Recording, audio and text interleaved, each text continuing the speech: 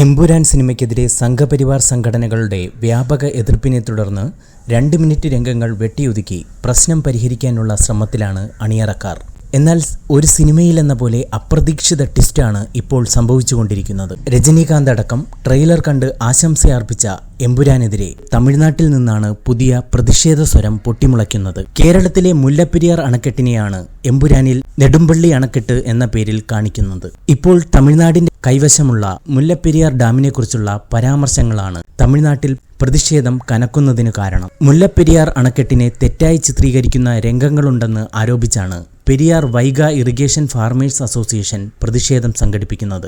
ചിത്രത്തിൽ മഞ്ജു വാര്യർ അവതരിപ്പിക്കുന്ന പ്രിയദർശിനി രാംദാസ് എന്ന കഥാപാത്രമാണ് മുല്ലപ്പെരിയാർ ഡാം കൈവശപ്പെടുത്താൻ തമിഴ്നാടിനെ സഹായിച്ച 999 വർഷത്തെ കരാറിനെ വിമർശിക്കുന്നത്. ഇപ്പോഴും ജനങ്ങളുടെ ജീവന് ഭീഷണിയുയർത്തുന്ന ഡാമിനെക്കുറിച്ചും കരാറിനെക്കുറിച്ചുമെല്ലാം പറയുന്ന രംഗങ്ങളാണ് തമിഴ്നാടിന്റെ പ്രതിഷേധത്തിന് കാരണമായി തീർന്നത്. അണക്കെട്ടിനെ തെറ്റായി ചിത്രീകരിക്കുന്ന രംഗങ്ങൾ എമ്പുരാനിൽ നിന്നും നീക്കം ചെയ്യണമെന്നാണ് ആവശ്യം. തമിഴ്നാട് കമ്പത്തെ ഗോകുലം ചിറ്റ് സാഗയ്ക്ക് മുന്നിൽ ഉപരോധ സമരം നടത്തുമെന്ന് Periyar Vaigai irrigation farmers association coordinator Anwar Balasingam അറിയിച്ചു. തമിഴ്നാടിന്റെ താൽപര്യങ്ങൾക്ക് വിരുദ്ധമായിട്ടുള്ള പരാമർശങ്ങളാണ് എമ്പുരാനിലുള്ളത്. അണക്കെട്ടുമായി ബന്ധപ്പെട്ട രംഗങ്ങളെല്ലാം തന്നെ നീക്കം ചെയ്തില്ലെങ്കിൽ തമിഴ്നാട്ടിലെ എല്ലാ ജില്ലകളിലും പ്രതിഷേധിക്കാനാണ് സംഘടന തീരുമാനമെടുത്തത്. എമ്പുരാൻ ബഹിഷ്കരിക്കാനും സംഘടന ആഹ്വാനം ചെയ്തിട്ടുണ്ട്.